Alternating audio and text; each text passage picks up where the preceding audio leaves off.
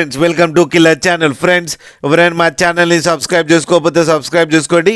ఎవరైనా మీ డాగ్స్ కానీ మీ పెట్స్ కానీ అమ్మాలనుకుంటే మా ఛానల్ త్రూ మా ఛానల్ వాట్సాప్ నెంబర్కి మెసేజ్ పెట్టండి. ఫ్రెండ్స్ ఇవాళ మీకోసం లాబ్రాడార్ మేల్ పప్పీ తీసుకురావడం జరిగింది.